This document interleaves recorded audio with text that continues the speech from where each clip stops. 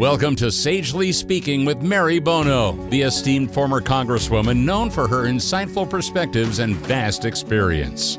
Prepare to be engaged in thought-provoking conversations with influential personalities, exploring a wide range of topics, from social issues, politics, and policy, to personal development, shedding light on important issues that impact our society.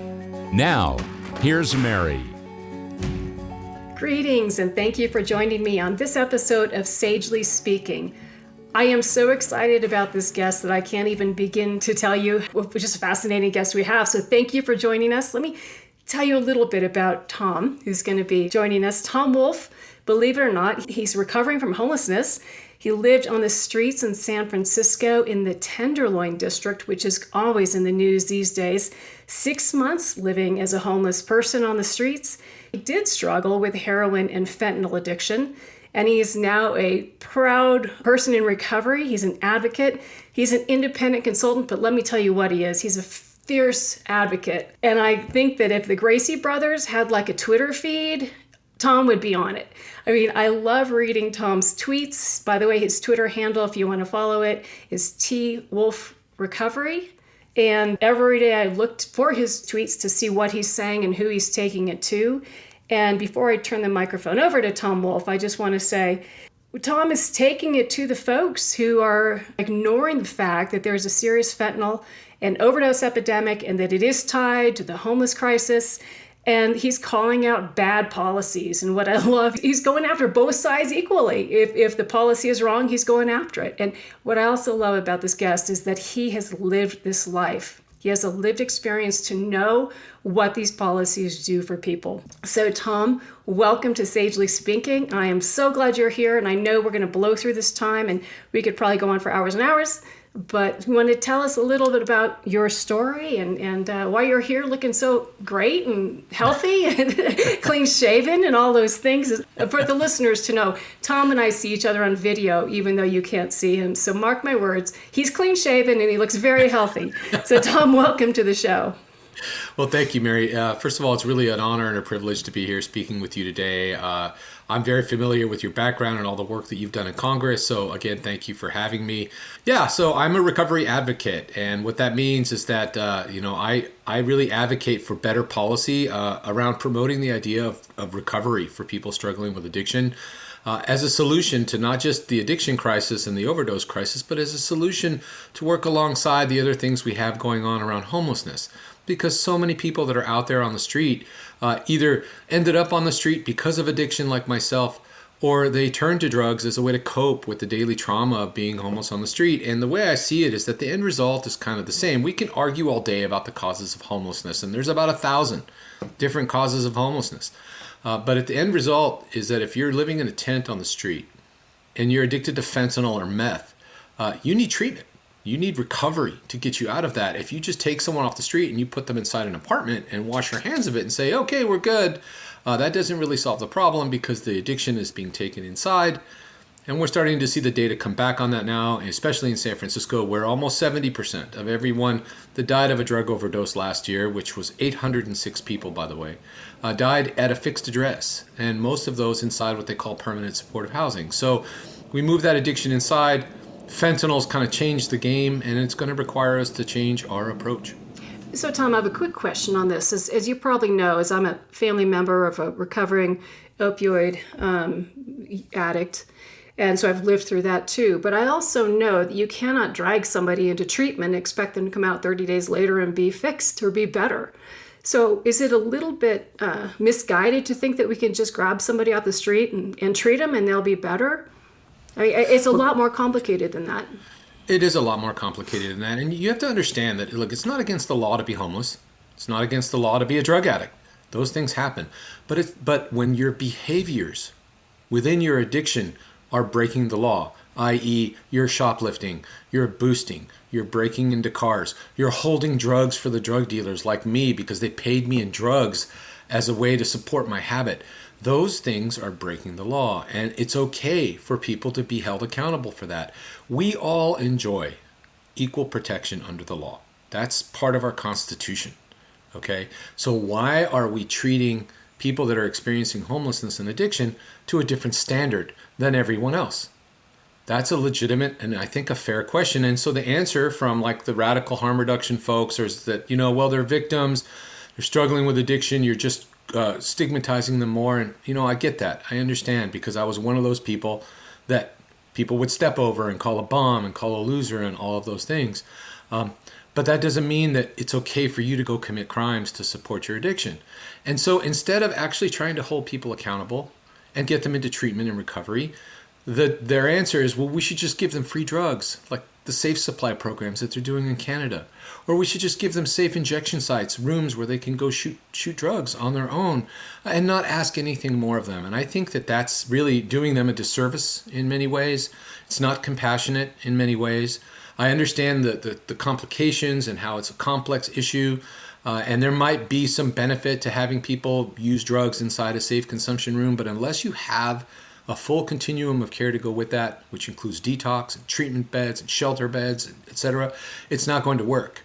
And we're already kind of seeing that play out in cities like Vancouver, Canada, where they have over a dozen safe injection sites, and they just broke all their records for overdose deaths at the same time. So I'm all about incentivizing people to go to drug treatment. And some people need a nudge. And those ones that are out there breaking the law, yeah, they need a nudge, and that nudge sometimes has to be the police or law enforcement. But if we also create what they call treatment on demand, which means that when you're ready to go to treatment, you can actually be in a detox bed that day, and then follow that up with residential treatment for 6 months, and then maybe some transitional housing for 2 years. That's a lot longer than a 30-day spin dry rehab program. We're talking about 2.5, 3 years of your life where you actually have to kind of reset and get yourself right. Now, is that going to work for everyone? No, because you have people with families and jobs and things that are trying to maintain in housing. But if you're experiencing homelessness, that's a great way to end your homelessness. So we need to have this kind of full kind of scale continuum out there that's available for people, and we just don't have it. And that's really what's contributing to a lot of what we see happening on the street and the behaviors and the disorder that we're witnessing right now. Tom, how close to having a system, and I couldn't agree with you more, we need to build the infrastructure here for treatment. But I also read stories about waste, fraud, and abuse, fraudulent centers that are set up, fraudulent, residential daily programs or inpatient living, or there's so much fraud now. And look, it's a for-profit business now. Do you think we're pretty close to getting the credible treatment that we need? People, I agree with you, treatment on demand, absolutely, but it has to be good quality treatment based upon good, sound science and best practices and real doctors. So, put it as simply as possible, no, we're not close. Not even in the ballpark yet. And you're right. A lot of this is motivated by money. You've read stories in the past about rehabs in Florida that were doing patient brokering, and you talk about in California now how you have all these drug rehab programs that accept Medi-Cal billing from the state to pay for someone's treatment. And that's good for people that don't have health insurance, that can't afford privatized drug treatment. But at the same time, you have a lot of these drug treatment organizations that have now become dependent upon the state, upon Medi-Cal billing in order for their coffers to stay full so they can continue to expand and do business. And so that now you move into this kind of weird gray area where you're starting to ask, are these treatment centers there? Is there motivation there to really get people well and get them into recovery? Or are they there because it's a payday for them? You have the largest drug treatment provider in San Francisco right now, currently has over $110 million in contracts with the city and county of San Francisco. They get about $400 million a year in Medi-Cal billing. And so we're talking about $500 million to operate 500 treatment beds in San Francisco.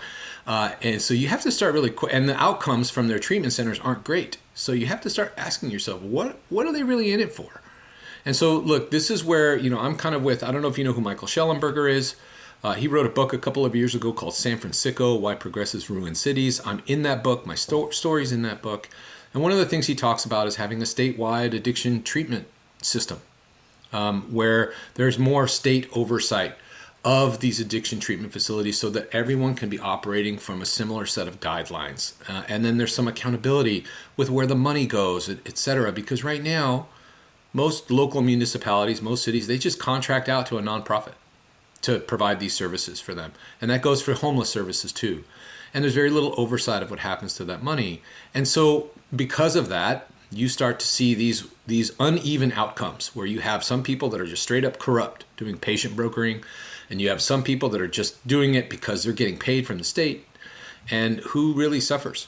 The person that's trying to find recovery, the person experiencing addiction, the person experiencing homelessness. And so oftentimes they're used as pawns in this big game. And that requires us to take a step back and look at what can we do at a larger scale to help foster climates of recovery. That's what I like to call it, across the country to help people. Because right now in the United States, there's about 40 million people struggling with addiction or alcoholism that could benefit from some type of treatment if that treatment was done right. Tom, you mentioned something, climates of recovery. I love that.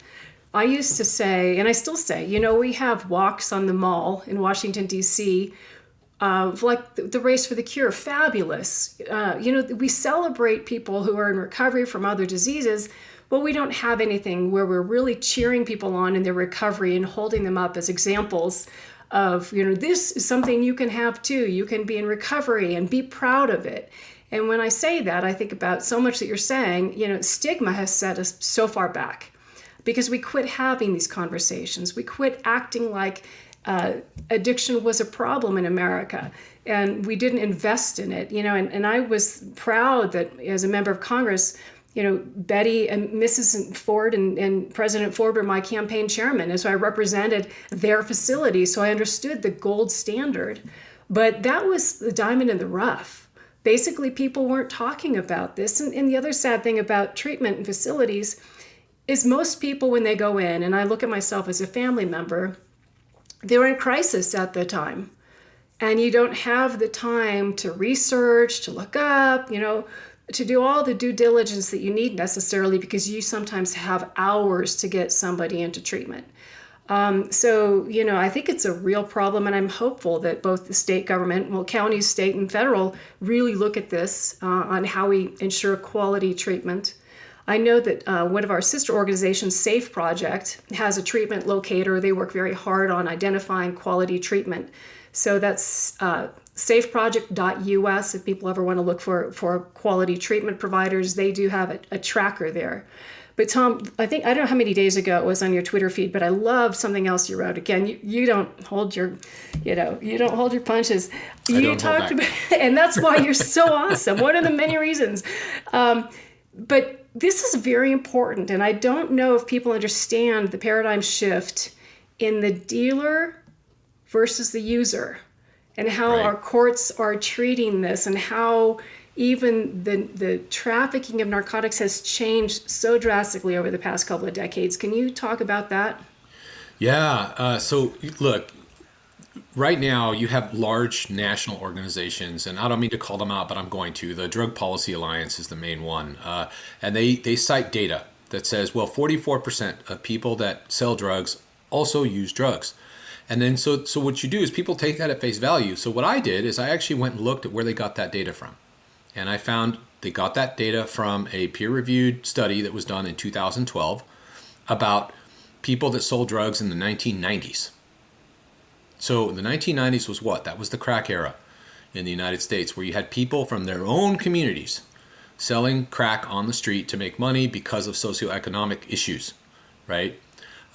They've taken that data and they're trying to apply it to today's drug market, which is completely different. In California, the majority of the people that are selling drugs right now are cartel-backed organized drug dealers. Period. End of story. In San Francisco, there's 1,000 organized drug dealers working in shifts like they were working at a union job on our streets right now. They have the morning shift, the afternoon shift, the swing shift, the night shift, the graveyard shift. They all know each other. They're all from the same place in Honduras. Unfortunately, that's the truth, because there's some type of pipeline the Sinaloa cartel has and brings these kids, these young men and women up here to sell fentanyl on our streets. They don't live in this community. Most of them live in the East Bay in Oakland, and they commute on the train to come here and work on BART to sell drugs on the streets of San Francisco.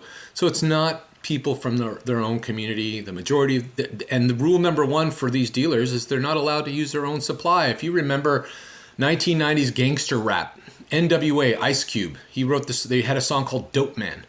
And in there, the lyric says, rule number one, don't get high off your own supply. Well, that rule still applies today with the organized drug dealers. If you start using your own supply, you get kicked out of the ring. You can't deal anymore.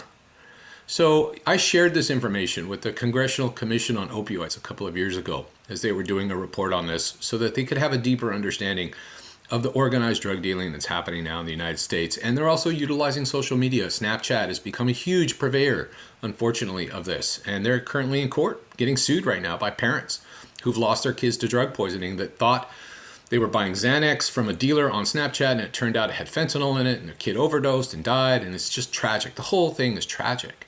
So what we have to do is take a step back and start looking at current circumstances on the street and start doing studies and data on that so that we can understand how the current drug market has changed, who's running it, who's in charge of it, and really start thinking about the harm that that's doing to our communities. And nowhere is that really more prevalent. And I've been all over the Western United States in the last couple of years. Nowhere is it more visible than in San Francisco with the organized drug dealing, not even Skid Row in LA. There's more homeless people on Skid Row in LA, but the drugs that are out there, it doesn't match. And last year, SFPD seized over 70 kilos, so 180 pounds of fentanyl off the streets of one neighborhood, the Tenderloin district, where I was homeless, and that was probably only 5 to 10% of what was actually out there.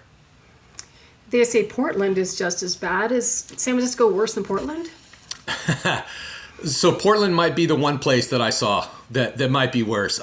Portland was, I mean, look, I used to be homeless. It was unbelievable. I can't believe that this is, and it's 100% caused by politics and policy, that you go to downtown Portland, and I was there in 2008. I remember when my kids were little, I went there on vacation, and it was beautiful. Their downtown looked kind of like a mini San Francisco. You had all these food trucks and beautiful parks and everything. And I went there in September and I didn't recognize it. There are tents everywhere, like people walking into the middle of the street at night, just like blocking traffic, just totally twacked out on fentanyl, right? They're selling fentanyl on the street for $1.50 a pill right now. And when you think about that, when I got addicted to drugs, I started off on oxycodone through a prescription. And then when I went to the street to continue to buy those pills, which you could do in 2015, they were $30 a pill. So now they're selling an actually stronger illicit or counterfeit version of that for $1.50 a pill. So if you're struggling with addiction, all you have to do, and you're homeless, you just have to come up with $3. And you've got enough fentanyl to kill you, but also enough fentanyl to maintain your addiction if you think about it. So it's really changed. We're at a crisis moment right now. I believe that the homeless crisis and the fentanyl crisis are now the crises of our generation going forward. We have about 700,000 people experiencing homelessness in the United States, and it's probably more than that. And we need to get our arms around this quickly. And because if we don't, you see what's happening in Seattle, Portland, San Francisco, LA, Sacramento, Fresno. You're seeing these cities start to teeter, like become destabilized, actually. San Francisco, it's really obvious that it's become destabilized. Oakland, oh my goodness, Oakland is really falling apart. And a lot of it is driven by the homelessness and the drugs, which also drives crime as a result. So there you go. Well, you're right. It's not unique. Maybe San Francisco, Portland, Seattle, some others are in a worse state. But you do see glimpses of this everywhere in America, practically. San Francisco and Portland definitely ought to be the canary in the coal mine here.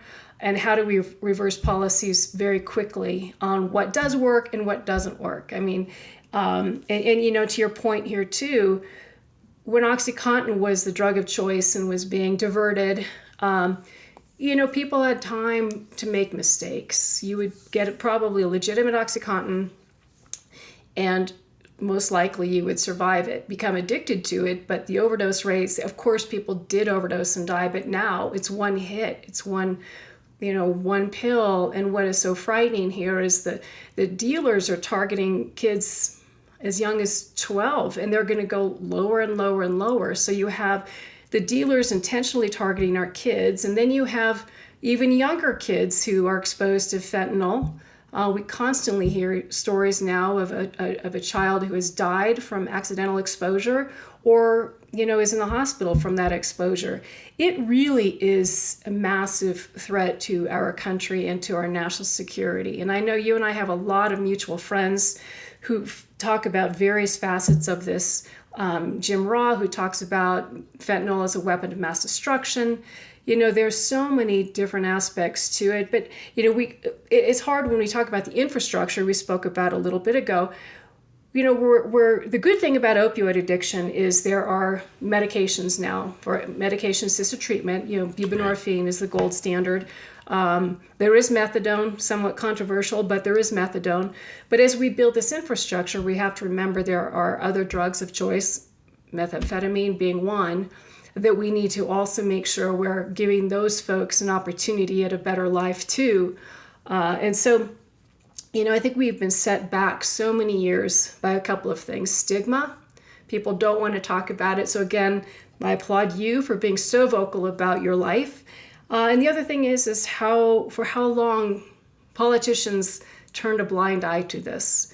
They were, this is what the opioid settlement dollars are all about. People refused to admit that there was an opioid epidemic when it was legitimate pills. And, I think that the jury is out on whether OxyContin fueled this entire thing or not. But you have to think that that was the foundation, that was the beginning, in my mind, of this whole crisis. Subscribe to what Sam Quinones, who's an author, he wrote a book about 12 years ago called Dreamland, where he talked about the OxyContin crisis in the 90s and the 2000s. If you ascribe to what he believes, it laid the foundation because 20 million people in the United States got addicted to OxyContin because of over-prescribing. Now, the unfortunate part to this is that our government, the Office of National Drug Control Policy, who I like a lot, and they're taking some steps in the right direction right now, are still years behind what's actually happening on the street right now. And so when I go and I do my public speaking events and I go to different cities and I talk to leaders, I talk about how our current drug policies translate to the street level. So when someone who's actually using drugs, living on the street, how are the policies that we're deciding in Washington, D.C. or in Sacramento at our state capital affecting that person?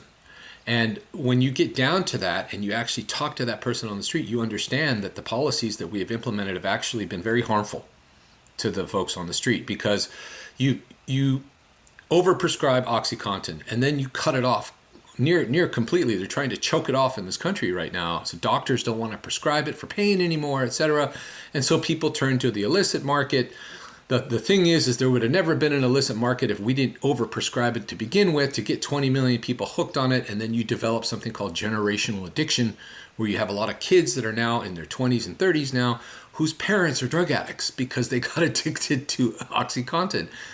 Then you throw in drugs like methamphetamine, where we have so many near derivatives of that are already legal over the market. When you drink a Monster energy drink, it's like 2 molecules different from crystal methamphetamine. It's almost the same thing.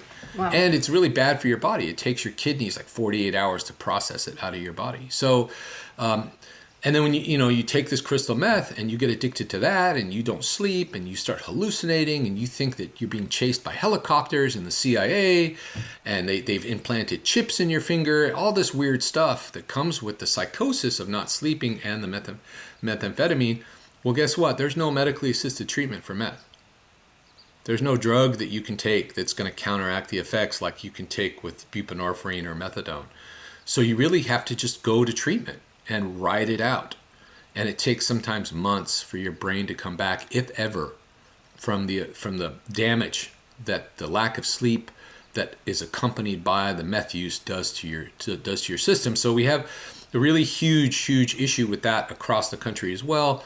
And when you literally do this toxic cocktail of mixing, you're starting to see it more and more, people using what they call goofballs, which is a combination of meth and fentanyl. Now they're using it together. And when you see people on the street that are kind of walking around with uncontrolled movements and walking into the walls and yelling at people and all that, and oftentimes we're finding that they've combine those two drugs together to make an even more toxic mix that tears your nervous system apart in your body. You don't know which way you're going, up or down, left or right. And it's very difficult to treat. So the longer that we continue to downplay the crisis of addiction as a way to try to destigmatize, the bigger the problem is going to become. And I'm not advocating for stigmatization. I don't believe that. But I think we have to be honest. And that's what I try to do with our political leaders and our policies, that we have to be honest. Right now, you'll hear housing first advocates will continuously downplay addiction, as really addiction is not the majority of what's affecting homeless people. It's not the primary reason that causes homelessness, to the point where they actually have people convinced that addiction is just kind of like a small little thing on the side, when it's really somewhere between 40 and 80%. We don't even really know for sure, because there's all these different subgroups of homeless that are out there on the street right now, right?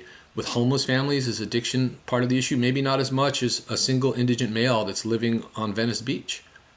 But, I've been to Venice Beach, and I've talked to people on the street on the beach that are using meth. You know what they call that stretch of Venice Beach down there? They call it Methlehem. The people themselves that are living on the beach, and these are young 20-something-year-old men that should be working and going to school and have jobs. They've already given up, and they've given into their addiction, and they're sleeping in a sleeping bag on Venice Beach with absolutely no future. And that's deeply concerning to me, and it should be deeply concerning to everyone listening out there today. How do we turn that around? And what do we have to do in our culture in this country to change our cultural view on drugs? Because right now in this country, we celebrate it. We celebrate it. And that's a mistake. We'll continue our conversation with Tom in just a moment.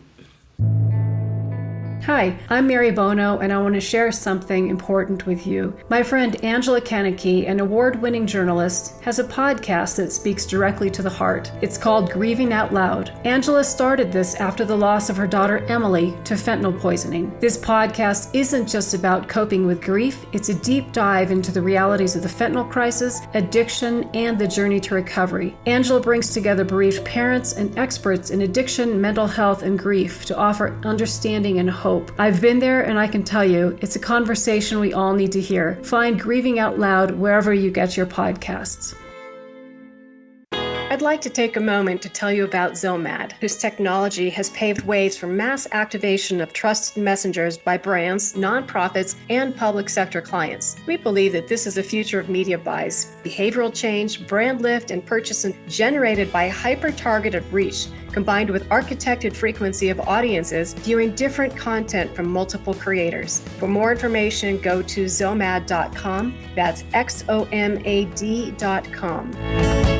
Okay, Tom, picking up on this "that's a mistake" point about celebrating drug use. Of course, it's popular culture everywhere, right? Music, film, you name it. And it has been exploited to the fact that, yes, it's a popular thing to do and it's good. And look, I've been around addiction my whole life, my earliest childhood memories until loving people in recovery today. And the first thing I think to tell people is don't ever start. And I know that's Pollyannish.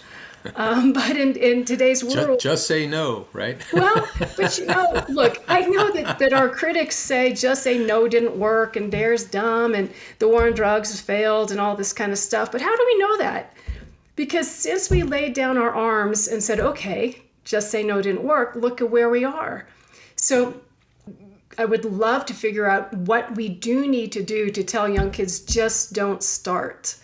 Again, people like you, I like to herald up as great examples on how you should be.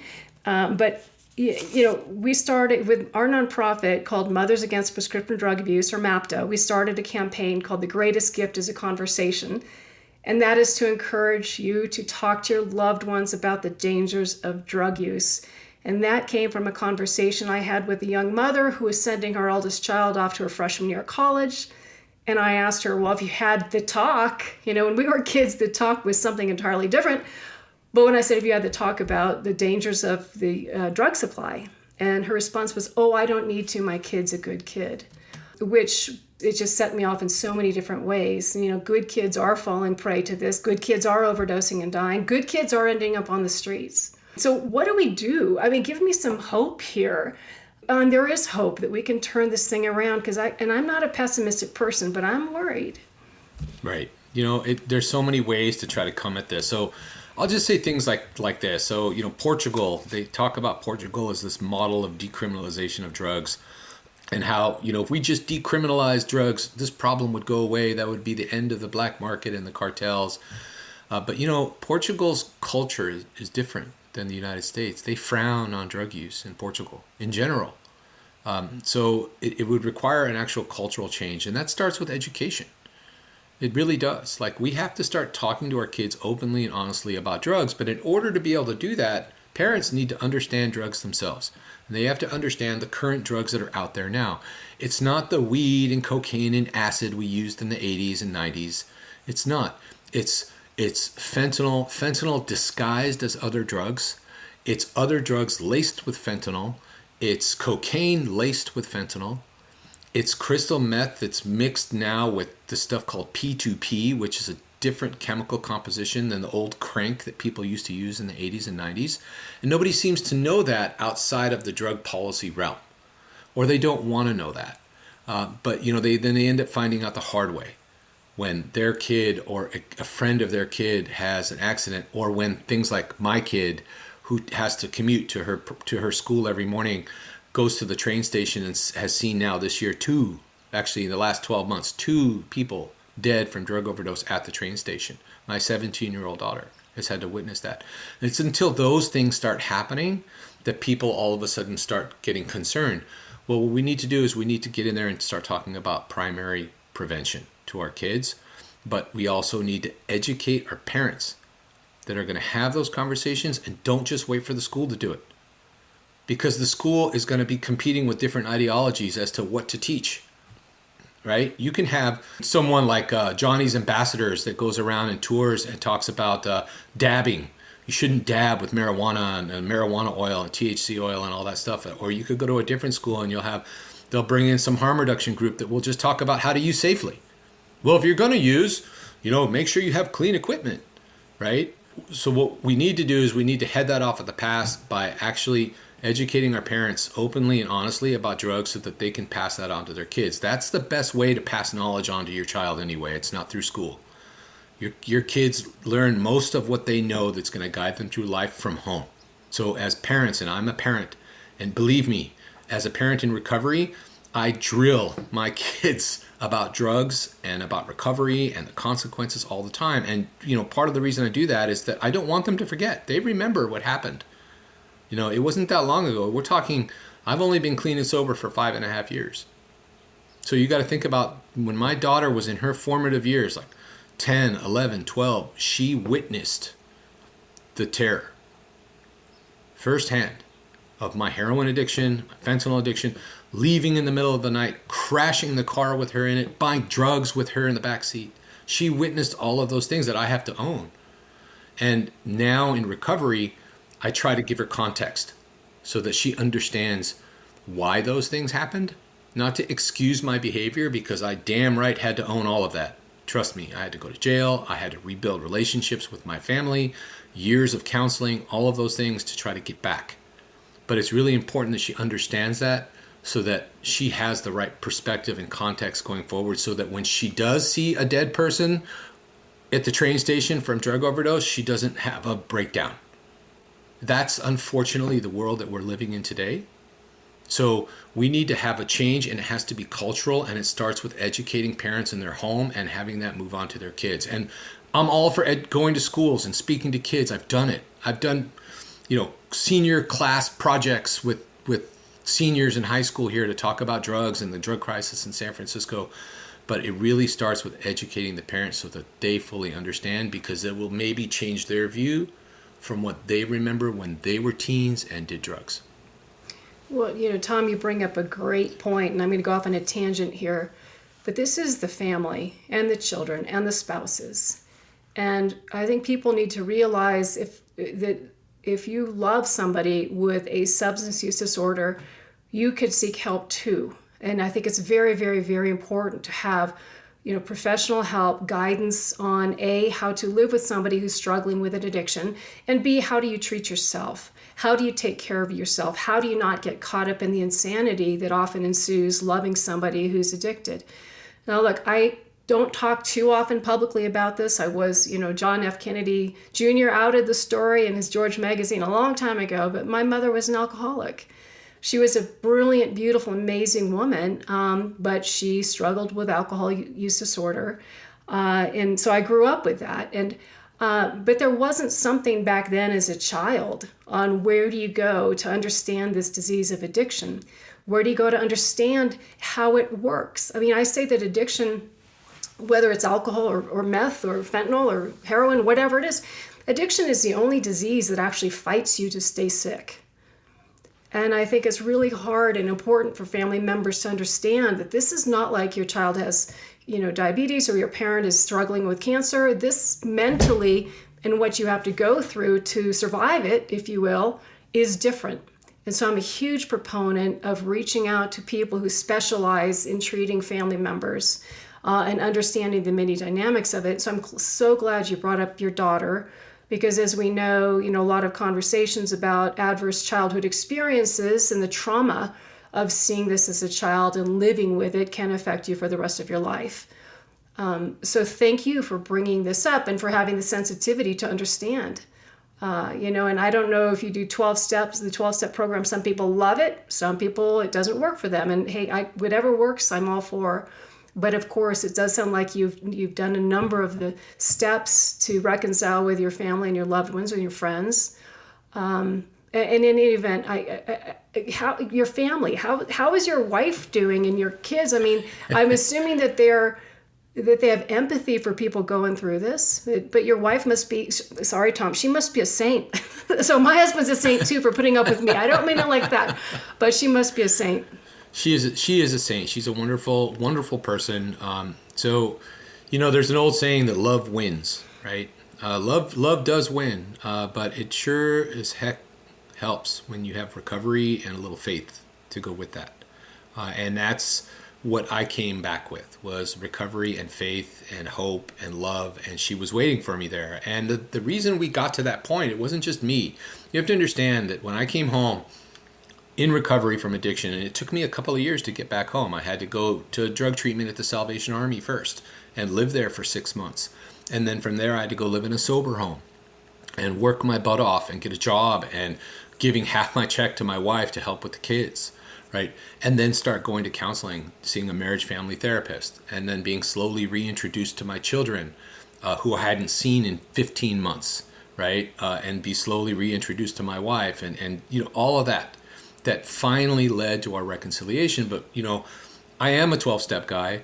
My wife found help through the 12-step for her as a family member coping with someone in their family with addiction. And it was very helpful for her and for me to be in a room full of people in the same boat as us. That's really all it's about. The steps are there. You want to follow them. You don't want to follow them. But I think it would help you to follow them. I mean, I do. But just being in that room and knowing that you're not alone. One thing is faith, where you kind of realize, okay, you have a higher power, so you're not alone. But then when you actually can translate that to see other people around you trying to recover from an illness that has destroyed their lives and the lives of people around them, there's some comfort and inspiration and courage in all of that. And that really helps you. And so I was a benefactor of that, and my wife and my kids benefited from that. So when I moved back home and the decision was made, and believe me, it wasn't just my decision. I remember the day I moved home, my wife had changed the locks on our house, rightfully so, when I was doing what I was doing. And she took me to Home Depot to get a new key. And as she handed me the key, she looked at me, my wife, my sweet, sweet wife, and excuse my language, she handed me the key and she said, "Here you go. Don't fuck it up." And I moved back home, right? We are a family living in recovery. We are a family that lives by the principles of recovery together. And that makes us open and as honest as we can be. And we're not perfect, but we try. We're a family that has faith, that believes that of the hope of things to come. And we have since I've moved home, we've been thriving as a family, in recovery. It's like my wife decided to go back to school, and she has one more semester, and she's going to get her college degree. Like things like that. My kids, my daughter who was flunking out of school in the 7th grade now has a 3.9 GPA and is looking at going to UNLV as her college. Like those things like 6 years ago were just not possible for me to comprehend, right? My advocacy has grown to a national platform. But you know what? If and I speak to groups and I get to talk to you, which is again such an honor. If all of that stopped for me today, it's okay. I won because I have my recovery, I have my faith, and I have my family back.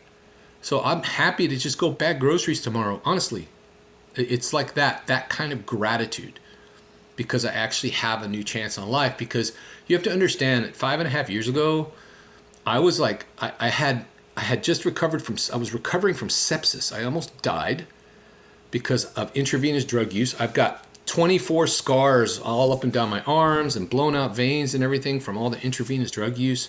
I weighed 160 pounds. I'd lost a few teeth. My hair was falling out. And I had completely lost everything that was meaningful to me. And recovery from addiction brought all of that back and more. So I just wanted to speak to the power of recovery, Mary, because it really is a transformational thing. It doesn't have to be a religious thing. It just has to be something that you want to do for yourself because that makes you into a better human being, and then you can translate that out to everyone else within your circle of family and community. Well, Tom, I just am so thrilled to know you, and it's an honor to know you and to see how strong you are and to hear your words.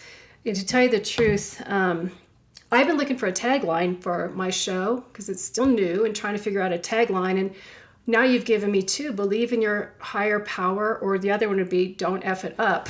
So, sorry for the profanity. I have to be honest, okay. Though. No, I think those are great words to live by. And so I'm hopefully I'm a friend on your journey and vice versa.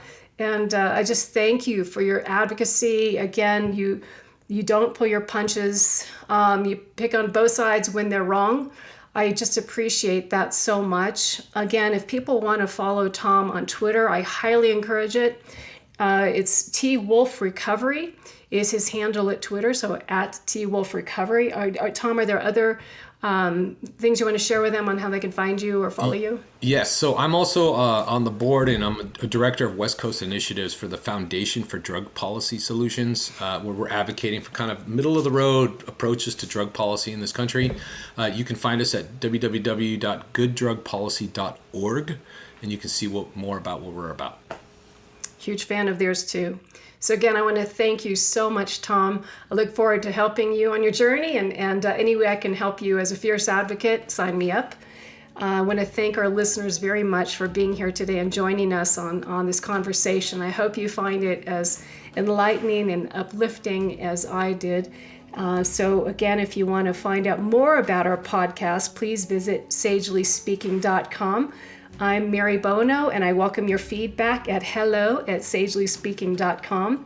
And I look forward to our getting together again very soon on Sagely Speaking. Thank you for joining us today on Sagely Speaking with Mary Bono. Remember, wisdom is a journey, not a destination. For more insights, visit our website at sagelyspeaking.com.